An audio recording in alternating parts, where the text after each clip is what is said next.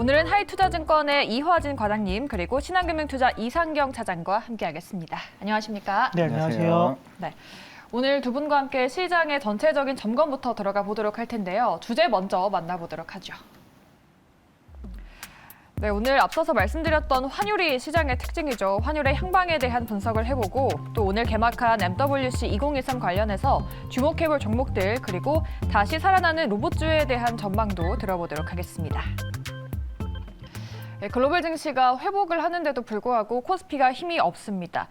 굳이 이유를 찾자면 환율 급등과 그에 따른 외국인의 매도가 아닐까 싶은데요. 연초에는 외국인이 순매수로 들어오면서 좀 우리 증시가 1월 효과를 길게 가져간 면이 없지 않아 있었는데 지난주부터 외국인이 돌아선 것 같아요. 이 K 주식에 대한 마음이 좀 식은 걸까요? 전반적인 방향에 대한 훼손보다는 좀 쉬어가는 구간인 것 같고요. 아마 그 PC까지 나오면서 전반적으로 예상했던 가이던스, 그러니까 쉽게 얘기하면 경착륙과 연착륙, 마지막에 노 랜딩까지 나왔던 흐름들이 상단에 대한 부분들은 5.5% 이상에 대한 좀 우려감이 좀 시장이 반영이 되는 분위기인 것 같습니다. 환율을 반영하는 여러 가지 지표 중에서 어찌됐든 미국 쪽의 금리가 대한민국보다 좀 높으면서 그쪽에 대한 자금 흐름들이 계속 들어가면서 강달러 부분들을 연말에 좀 이끌었고 1월에 국내 증시에 외국인의 현물 쪽에 대한 부분들 수급을 쭉 들어오면서 상대적으로는 약달러 기조로 가면서 우려했던 부분들이 오히려 좀 희석이 되는 흐름이었던 것 같거든요. 근데 이제 이런 부분들이 2월 중순 넘어서면서 소비자 CPI까지 나오는 부분들에 대한 우려감이 좀 일시에 반영이 되면서 좀 쉬어가는 분위기인데 아마 미국 시장 흐름하고 국내 주식 흐름은 좀 다른 분위기인 것 같습니다. 3월 초에 중국의 전인대를 앞두고 있고 국내 시장에 대한 현물 수급 같은 경우에는 외국인이 방향성을 정해주지만 여전히 기관들이 그 안에서 수익률 게임을 진행을 하고 있고 종목별 흐름은 굉장히 좀 좋은 흐름 중에서 계속적으로 순환매가 도는 분위기여서 주도주라든지 주도 업종에 대한 분위기는 여전히 살아있는 흐름인 것 같거든요. 다만 살아있는 흐름에서 정강 후약으로 계속 시장이 좀 반영이 되면서 상대적으로 지수 흐름보다는 종목별 대응을 하는데 그 안에서 계좌별 수익률을 좀 끌어가기에는 좀 굉장히 좀 어려운 시장 흐름이 아닌가라고 개인적으로 판단을 하고 있습니다. 외국인이 국내 주식에 대해서 마음이 변한 게 아니라 일시적인 매도 정도로 보면 될 것 같다라고 말씀을 하셨어요. 이 매도세가 아무래도 환율이 전고점을 탈환하러 가고 있기 때문이 아닌가 싶은데 이번에 금통위가 금리를 동결하면서 조금 이에 대해서 불을 붙인 게 아닐까 싶은데 원달러 강세 현상, 이 강달러가 계속해서 이어질까요? 일단은 먼저 시작을 해준 거는 이제 일본 이제 우에다 총리가 나오게 되면서 먼저 엔달러에 따라서 이제 변동성이 나오게 되면서 이제 시작이 됐던 것 같습니다.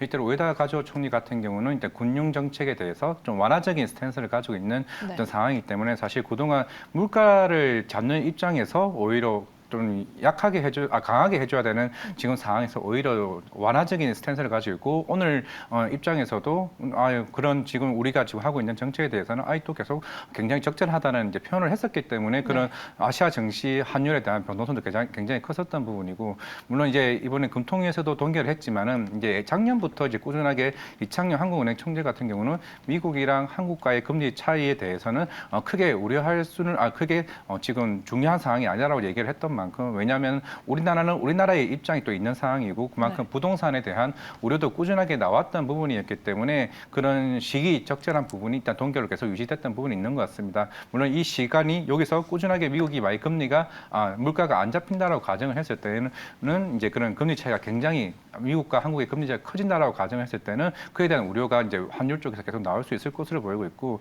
물론 오늘 이제 1,320원 이상으로 좀 가긴 했었습니다만은 추후에 이제 지난주부터 꾸준하게 외환 당국에서도 이런 최근에 환율의 좀 급등에 대한 어느 정도 정책적인 구두 개입이나 이런 얘기가 서서히 좀 나올 것으로 좀 기대하고 있습니다. 하지만 좀 시장을 봤을 때 만약에 선장주나 이제 최근에 금리가 인상에 대한 우려가 있다고 그러면은 그런 성장주의 움직임이 안 움직여야 되는데 우리나라 증시 같은 경우는 2차 전지도 그렇고 로봇도 그렇고 AI도 그렇고 그리고 선장주에 대한 흐름은 계속 나오고는 있습니다. 외국인이 최근에 매도세가 나왔어도 결국에는 시장은 이제 금리가 언제 끝날지 여부가 중요한 게 아니고 애초에 연준 자체는 올해 금리 인하한다는 얘기도 애초에 없었고 시장이 그렇게 만들어 놓은 부분이었기 때문에 최근에 외국인 매도는 좀 일시적인 현상이라고 좀 생각을 하고 있고 제 같은 경우에는 성장주의 흐름을 좀 봐야 되지 않나라고 생각을 하고 있습니다. 네. 우리 차장님이 그래도 좀 기대어 볼 만한 게 중국 양회가 다음 주부터 열린다는 포인트를 짚어주셨는데 중국의 경기 회복에 우리나라가 큰 영향을 받으니까 아무래도 큰 호재가 되지 않을까 싶은데 이 기간 조정이 그렇다면 어디까지 이어질지 지수 하단을 좀 어느 정도로 보시는 걸까요? 전반적으로 국내 1분기 같은 경우에는 무역 수지 적자 부분이 좀 더 확대가 될 것 같고요. 네. 왜냐하면 수출의 40%를 차지하고 있는 반도체 같은 경우가 삼성전자를 필두로 해서 특히 하이닉스 같은 경우 적자폭이 굉장히 좀 크게 나올 것 같은데 이런 부분들이 일반적으로 좀 환율에 좀 영향을 주는 것 같아요. 미국의 경기는 굉장히 좋은 흐름인 것 같고 세계의 돈들은 일단 미국 쪽으로 들어가는데 그러면 미국 정부 입장에서 강달러를 원하느냐? 그러진 않는 것 같아요. 네. 왜냐하면 올해 같은 경우에는 두 가지의 토끼를 다 잡는 것보다는 물가 하나만 보고 가겠다라고 얘기를 했고 미국의 소비를 중심으로 경기 부분이 워낙 좋기 때문에 상대적으로 그런 부분들이 가까운 저희가 이제 이머징이라고 불리는 그런 국가들로 좀 퍼져나가는 흐름들로 좀 2분기 이후에는 좀 완화되겠다라고 좀 기조적인 부분을 보여줬기 때문에 상대적으로 2월달 한 달 동안에 60원 내외로 올라온 환율이 여기서 3, 4월 달에 추가적으로 1,400원대로 가기에는 조금은 버거운 흐름들이 좀 나올 것 같고요. 그런 가운데 말씀드린 대로 중국 양해가 진행이 되고 이런 흐름에 외국인들 증시에 대한 부분들이 좀 어느 정도는 좀 일시적인 수급적인 부분들이 반영이 된다라고 하면 아마 1,350원 내외까지는 갈 수 있겠다라고 보지만 전반적으로 국내 당사 IR 같은 경우에는 리서치 쪽에서는 1,280원 정도를 보고 있는 것 같아요. 1분기 적정 확률이. 그래서 1,300원대 내외 쪽에서 왔다 갔다 하는 흐름이지 않을까라고 저는 개인적으로 판단을 하고 있습니다. 네, 알겠습니다. 환율이 1,300원 내외에서 좀 등락을 거듭할 것이다라고 말씀해 주셨고 우리 이화진 과장님께서 그렇다면은 우리 시장이 어느 정도까지 좀 박스권을 그릴지 하단을 좀 어느 정도로 보십니까?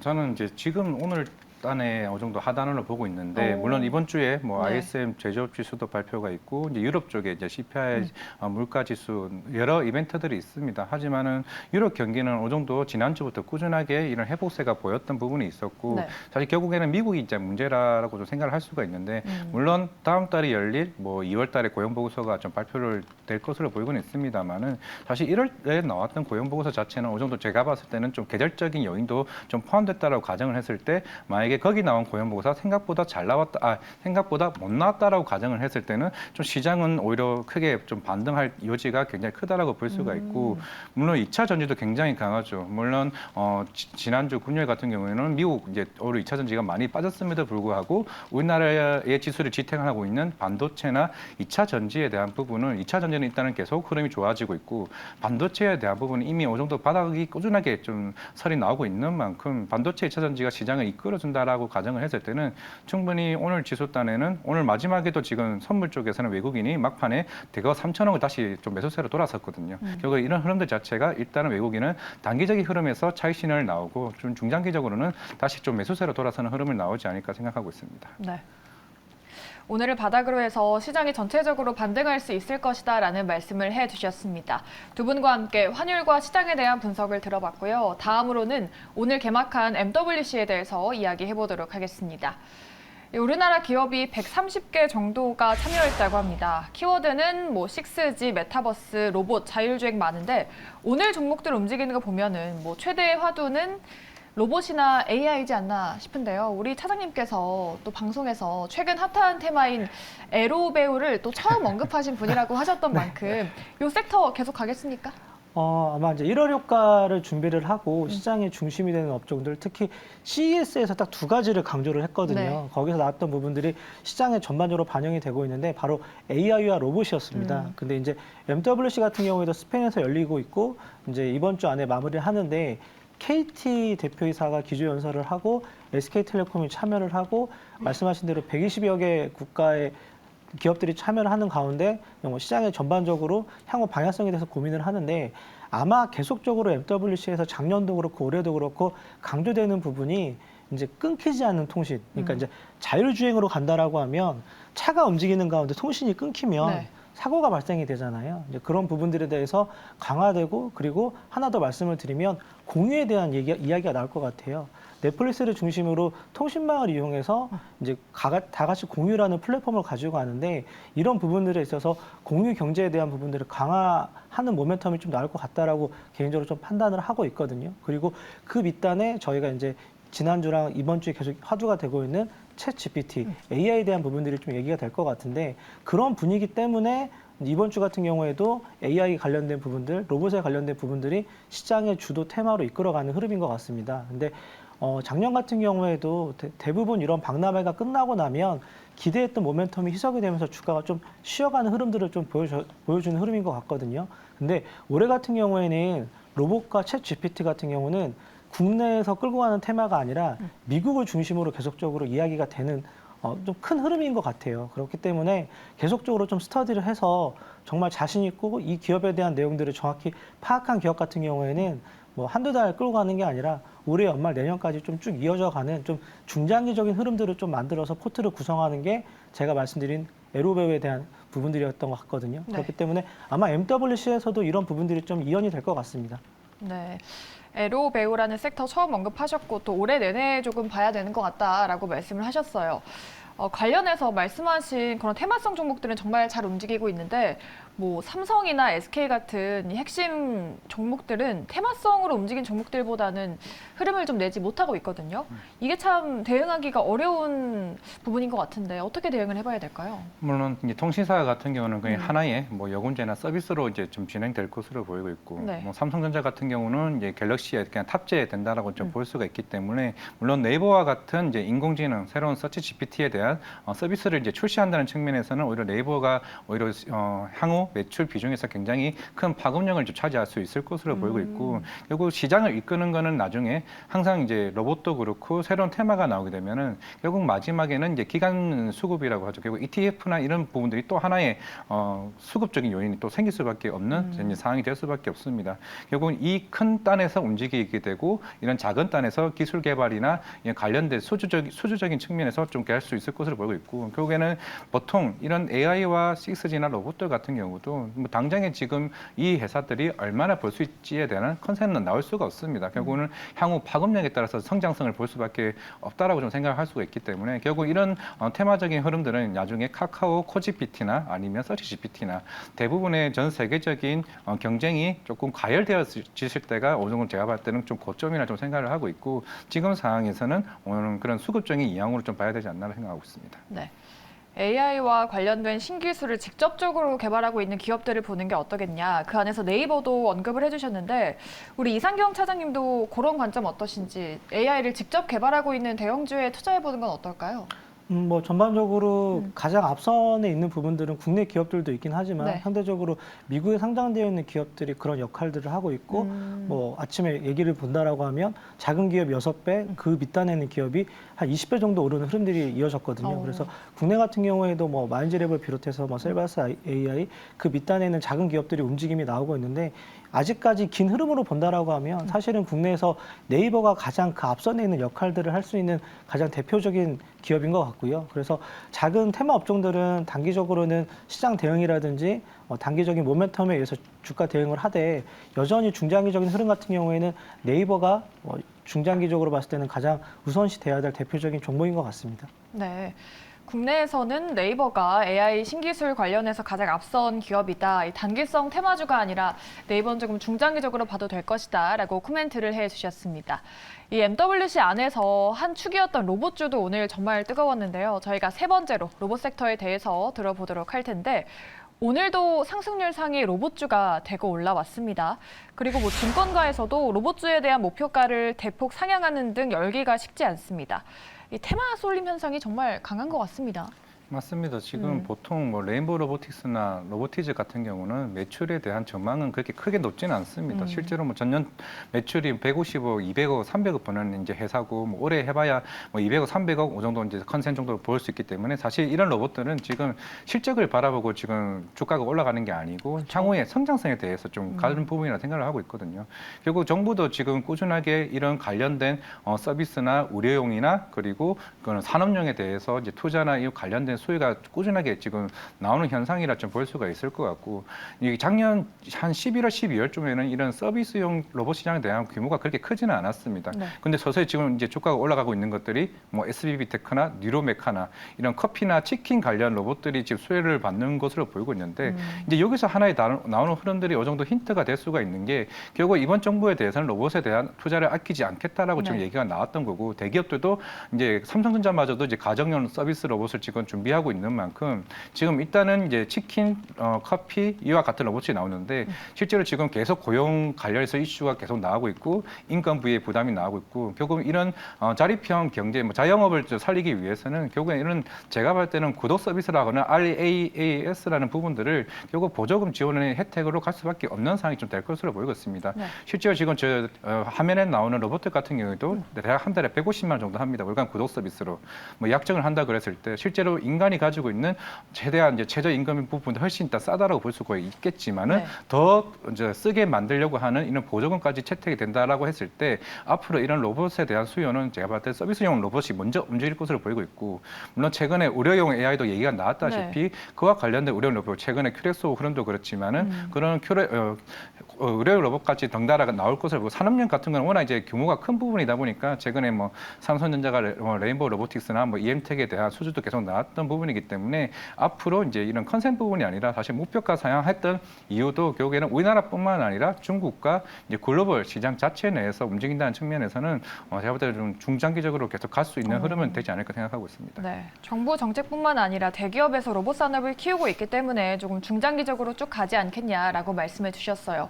오늘은 또 두산 로보틱스가 연내 상장을 준비한다고 하면서 주가가 급등을 했습니다. 아직 뭐 확정은 아니지만 다른 로봇주에 비해서 늘 저평가라서 뭐 상장을 하지 않을까 싶은데, 이 소식에 두산이 또 10% 급등을 했거든요. 두산에 투자를 해봐야 될지, 뭐 두산 로보틱스가 상장을 한다면 대장주가 바뀌는 흐름이 나타날까요?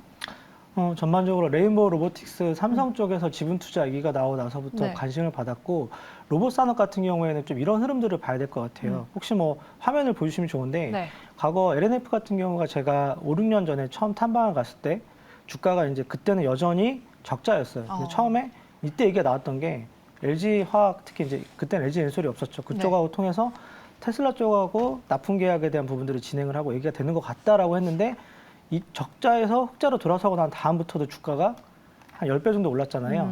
마찬가지로 로봇주도 마찬가지인 것 같아요. 이제 산업에 대한 변화가 아니라 반드시 필요 불가결한 부분들이 진행이 되는 것 같거든요. 그러니까 인력이 줄어들고 그 인력이 줄어드는 것만큼 사람을 대체하는 역할인데, 처음에 들어가는 초기 설비 비용이 상대적으로 그렇게 비싸지 않더라고요. 네. 그러니까 커피 저희가 이제 로봇 전문점을 열더라도 생각보다는 창업 비용이 굉장히 크지도 않고, 이제 국내뿐만이 아니라 해외에서도 여러 가지 이제 인력에 대한 부분들이 굉장히 좀 강화가 되고, 사람이 하는 일을 대체하는 역할을 하잖아요. 쿠팡의 물류센터도 그렇고. 그래서 산업에 대한 흐름이 아니라 제3의 물결, 그 제4의 물결이 이루어지는 과정에서 나오는 변화기 때문에 상대적으로 매출과 영업이익이 적자고 주가 수준이 이 정도 수준이다라고 해서 변동성은 꽤 클 수 있겠지만, 조금 더 제가 말씀드린 대로 4, 5년 정도 긴 흐름으로 본다라고 하면 로봇 같은 경우에는 반드시 필요한 방향성을 가지고 만들어가는 산업이기 때문에, 이제 과거에는 앞뒤로 왔다 갔다 하는 단순 로봇인데, 이제 여기에 저희들이 말하는 AI 부분이 들어가면서 딥러닝을 통해서 상대적으로 사람이 요구하는 거, 생각하는 거 그만큼 반영을 해서 또 거기에 따른 또 산업에 대한 부분들, 그리고 서비스 로봇들이 등장을 하는 시기인 것 같거든요. 그렇기 때문에 이런 부분들에 대해서는 국내뿐만이 아니라 이제 미국을 중심으로 쭉 이루어가고 있는 큰 흐름이기 때문에 좀 지켜보고 여전히 좀 큰 흐름상에서는 좀 따라가 볼 필요가 있는 산업인 것 같습니다. 두 분 다 그래도 좀 따라가 봐야 된다라고 말씀하셨는데, 근데 지금 워낙 급등하는 종목이 많아요. 말씀하신 레인보우 로보틱스도 그렇고 로보티즈도 그렇고. 근데 뭐 이제 상승의 시작이다라고 한다면 지금 공략을 해서 수익을 낼 수 있을지, 지금 잡아볼 만한 종목이 있을까요? 일단은 제가 탐방 다녔던 게 로보티즈인데요. 네. 로보티즈 같은 경우는 컨센에 대해서만큼은 좀 보수적일 수밖에 없는데, 일단 여기서 한 단계 추진하고 있는 거는, 지금 로보티즈 같은 경우는 이번에 물론 도로교통 이제 개정안이 통과될 예정이고, 네. 뭐 추후에 뭐 법안부나 이제 그리고 국회 본회의가 통과가 되게 되면 이제 본 사업이 들어갈 것으로 보이고 있는데, 이게 기존에 가지고 있는 다이나믹 셀이 매출 비중이 한 80%입니다. 나머지로 이제 실내 자율주행 로봇을 하고 있는데 네. 일단 이게 직개미입니다. 직개미 같은 경우는 지금 중국 같은 경우는 호텔이나 병원에 1,000곳이 넘는 곳에 이미 상용화가 되어 있고 이제 우리나라 같은 경우에는 뭐 강남에 있는 뭐 메리어트 호텔이나 저기 워클 호텔 같은 경우도 꾸준하게 이제 볼 수가 있는데 이거 같은 경우는 한 대당 대략 한 100만 원 정도가 됩니다. 이제 회사에서 보는 가이던스가 올해 한 1,000대 정도 예상을 하고 있는데 네. 그렇다고 하게 되면 대략 100억에서 150억 정도 매출이 될 것으로 보고 있는데 하지만 제가 그때 가서 가장 중요하게 물어봤던 거는 해외에 대한 확장입니다. 사실 국내 뭐 호텔 병원 해봐야 컨센이 크게 나오지가 않은 상황이지만은 그러면 해외에 대한 사업의 계획성에 얘기를 물어봤을 때 올해 또 그런 이제 베트남이나 있는 동남아 쪽에 좀 진출을 좀 모색을 하고 있는 것으로 보이고 있기 때문에 우리가 지금 당장에 보이지 않는 매출에 대한 상향보다는 그런 해외에 대한 확장과 그리고 실내 자율주행 로봇인 일개미에 대한 그런 프리미엄까지 붙여진다고 그랬을 때는 좀 로보티즈 물론 오늘 좀 상한가 근처까지 갔기는 했었습니다만은 한번 조정이 나왔을 때에 대한 접근성이 오히려 새로운 서비스용 로봇의 대장주가 되지 않을까 생각하고 있습니다. 네. 로보티즈 조정 시 매수 관점 주셨고요. 제가 또 서두에 테마 쏠림 현상이 정말 강하다라고 말씀을 드렸는데 그런 관점에서 본다면 지금 이렇게 공략을 해도 로봇주에서 수익을 낼 수 있을까요? 로봇주 같은 경우는 대부분 좀 시세가 좀 반영이 된 분위기인 것 같고요. 네. 오히려 그 밑단에 있는 기계 업종들이 유리할 것 같아요. 어떤 로봇에 들어가는 기계 인프라 쪽을 제공하는 게 기계 업종이어서 네. 오히려 뭐 현대 건설 기계라든지 최근에 얘기가 나오는 뭐 이제 그 한신기계라든지 그러니까 그 밑단에 직접적으로 납품을 하는 기업들을 좀 관심 있게 봐도 충분히 괜찮을 것 같습니다. 네. 급등한 로봇주보다는 그 밑단의 기계주들로 관심을 가져보자라고 말씀을 해주셨습니다. 이렇게 두 분과 함께 시장에서 핫했던 세 가지 섹터 테마에 대한 투자 전략 짜봤고요. 종목 선택에 대한 고민도 많으실 텐데 저희가 세 가지 종목에 대한 yes or no 의견도 들어보도록 하겠습니다. 네, 시장의 핫한 세 종목이죠. 세아 베스틸 지주 그리고 연일 또 상승하고 있는 LNF, AP 위성까지 보도록 하겠습니다. 세아 베스틸 지주 스페이스X와 공급 계약 기대로 인해서 세아 그룹주가 오늘 질주를 했죠. 이 스페이스X와 접촉하고 있는 것만으로도 긍정적이다라는 분석이 나오고 있는데요. 상한가로 직행했던 세아 베스틸 지주 내일도 오를 수 있을지 두 분 통해서 들어보겠습니다. 네, 두 분 다 노를 주셨습니다. 스페이스X랑 납품 계약을 맺는 첫 한국 기업이 될 것이다. 네. 그런 기사가 많이 나오던데 큰 호재라고 생각했는데 아직 넘어야 될 산이 많은 걸까요?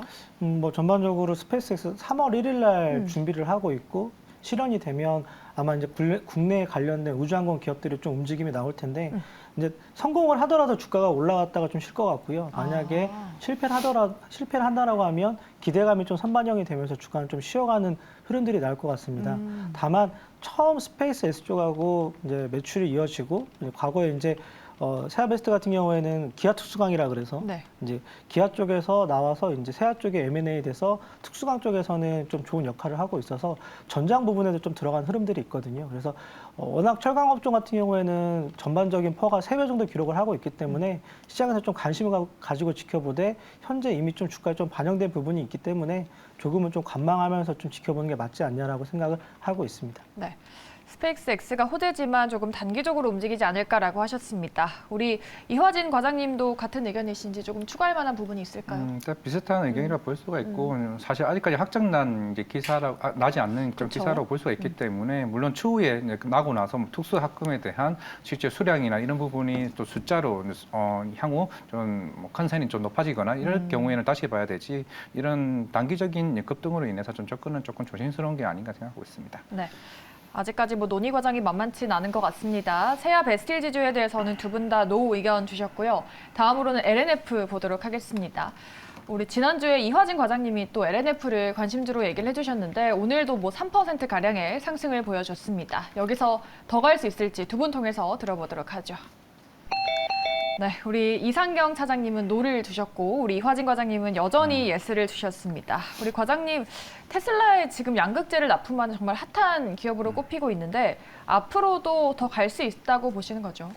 또 하반기에 또 테슬라의 또 신차가 또 나올 것으로 보이고 있는 게 오. 사이버 트럭 네. 서서히 지금 영상들이 조금 돌고 있는 상황이고 그만큼 오히려 이제 큰 배터리를 좀 생산할 수 있는 측면이라 볼 수 있고 이제 북미 같은 경우는 사실 일반 세단보다는 오히려 픽업 트럭과 그쵸. 같은 수요가 굉장히 큰 나라다 보니까 물론 이제 LNF뿐만 아니라 다른 양극재에 대한 수요가 계속 나올 수 있을 것으로 보고 있기 때문에 네. 향후 이런 양극재 수요는 더 나올 수 있는 기대감이 있다. 그리고 최근에 그 에코프로 BM이나 이제 에코프로와 같은 조금 최근에 단기 급등했던 부분에 대한 부분이 조금 부담스러운 측면도 있고 오늘 같은 시장에서도 오히려 2차 전지에 대한 외국인 순매수는 좀 나왔던 측면이 있었던 것 같습니다. 오전까지는 그런 부분이 LNF에 대한 좀 아직까지는 좀 매력적인 구간이 오히려 에코프로 BM보다 있지 않나라고 생각을 했기 때문에 네. 2차 전지는 올해는 좀 계속 좋아지는 흐름이 되지 않을까 생각하고 있습니다. 그렇죠.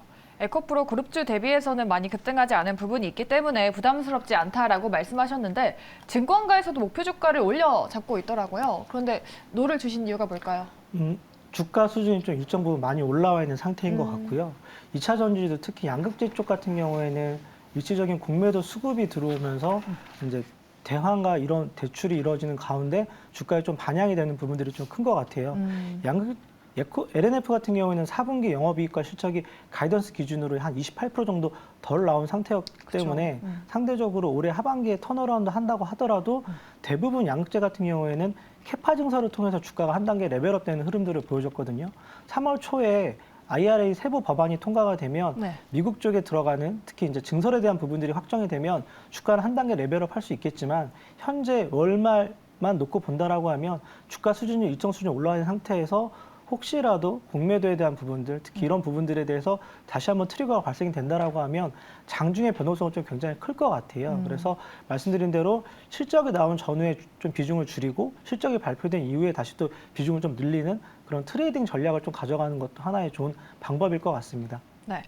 LNF에 대해서는 두 분의 의견이 갈렸습니다. 그렇다면은 우리 차장님은 2차 전지 전체적으로 의견 어떻게 보시는지, 뭐 앞으로 에코프로 BM이나 포스코 케미칼 같은 기업들은 지금 주목도가 되게 높잖아요. 전체적으로 조금 관심을 가져봐도 되는 섹터라고 보십니까? 제가 12월 말에 들어서면서 올해 1분기에 가장 좋은 업종을 2차 전지, 특히 폐배터리 쪽에 대한 부분들에 대해서 긍정적으로 말씀을 드렸고 네. 그 대표적인 종목이 에코프로였거든요. 그러니까 비상장 업체를 가지고 있는 상태에서 네. 수직 계열화를 하고 그런 가운데 매출과 영업이익이 에코프로 BM이 아닌 에코프로 쪽에 많이 좀 쏠림이 나올 거고 올해 에코프로가 가장 큰 성장을 보일 것이다라고 말씀을 드렸는데 이제 그런 정도 수준의 주가가 좀 올라와 있는 상태인 것 같아요. 네. 그래서 여전히 성장에 대한 부분들은 2025년 이후에 큰 폭으로 성장을 하고 2030년에 개화하는 시장이지만 이런 주가 수준이 일정 부분 좀 어느 정도는 급하게 좀 반영이 된 부분이 있어서 조금은 조금 관망하는 방법도 조금 하나의 좋은 방법이지 않냐라고 저는 생각을 하고 있습니다. 네, 2차 전지 많이 급등한 부분이 있기 때문에 조금 관망하는 장세가 필요하다라고 말씀해 주셨어요. 저희 마지막으로는 AP 위성 종목 보도록 하겠습니다. 스페이스 X 또 관련주라고 할 수 있겠죠. 이슈를 앞두고 상승을 이어가는데 앞으로의 전망도 두 분 통해서 들어보도록 하겠습니다. 네, AP 위성은 반대로 의견을 주셨습니다. 주가가 요즘 엄청 올랐고 오늘도 올라갔어요. 앞으로 기업 실적도 좋을 거다라고 하는데 노를 주신 이유가 뭘까요? 사실 아까 에로 배우 중에서 네. 이제 에와 우는 이제 저는 별로 탐탁치 않아 했었는데 그 사실 오늘 저희 당사에서도 네. 이제 AP 위성 리포트를 냈던 이유 중에 하나가 글로벌 시장에서 1%밖에 차지 않는 네. 우리나라에서 이게 된다라고 이제 저는 생각을 좀 그래서 했었고 네. 오늘 이제 관련 이제 원고가 나오면서 바로 AP 위성을 탐방을 지 않았습니다. 예. 도대체 왜 올라갈까에 대한 고민도 굉장히 많았었고 물론 올해 또 이제 테슬라의 스타링크가 또 서비스가 나오고 있는 만큼 저궤도 위성에 대한 수요가 관련된 회사들이 실제로 실적이 나온지에 대한 여부도 조금 좀 궁금하기도 하다라는 생각의 측면에서 좀 그렇긴 한데 최근 좀 단기적인 급등은 조금 가하지 않나라 좀 저는 생각을 하고 있고 물론 AP 위성 같은 경우가 뭐 달 탐사나 그리고 이제 단말기 위성 단말기 관련된 판매를 꾸준하게 하고 있던 만큼 뭐 실질적인 측면에서는 조금 부담은 없다라는 측면이긴 하지만은 좀 단기적인 측면에서는 차라리 이 정도 조정받았을 때는 좀 접근하는 게 낫지 않나 생각하고 있습니다. 네. 주가적으로 단기 급등이 조금 부담스럽지만 조정 시 접근은 유효하다라고 하셨어요. 우리 이상경 차장님은 예스를 주셨습니다. 네, 뭐 제가 올해 준비하면서 지금 다큐멘터리 하나를 찍고 있거든요. 어떤 빅뱅의 거요? 탑이 네. 일본 달 굉장히- 탐사를 또. 네, 맞습니다. 6월 달에 준비를 하고 있고 아마 다음 달 초에 스페이스X 부분이 진행이 되고 이제 시작이다라고 하는 관심을 주고 상반기 내내 얘기가 될 것 같아요. MRO 쪽에서는 캔코와 에어로스페이스가 진행을 하고 있고 항공 부품 수급이라든지 특히 이제 CEO 같은 경우에는 나사 출신의 그 연구하시는 분이 만들었던 회사고 매출과 영업이익이 작년 3분기부터 적자에서 흑자로 돌아서는 흐름이었던 것 같거든요. AP위성 같은 경우에도 마찬가지일 것 같아요. 달라요. MRO는 캔코와 에어로스페이스가 하는 거고 정말로 인공위성에 관련된 부품이라든지 제조가 만드는 과정은 AP위성이 하고 있기 때문에 상대적으로 관심에 대한 부분들이 올해 내내 얘기가 될 것 같고요. MWC에서도 분명 얘기가 나올 것 같아요. 인공위성에 대한 부분들, 특히 통신에 대한 부분들 같은 경우에는 수요가 굉장히 큰 시장이기 때문에 상반기까지는 좀 관심을 가지고 지켜봐도 될 것 같습니다. 네, 좋습니다. 이렇게 AP 위성까지 두 분의 에이스분들과 함께 오늘 시장 점검과 종목들 분석해봤습니다. 투자하시는 데 도움 받아가시길 바라겠고요. 지금까지 신한금융투자 이상경 차장, 하이투자증권 이화진 과장과 함께했습니다. 두 분 오늘 말씀 고맙습니다.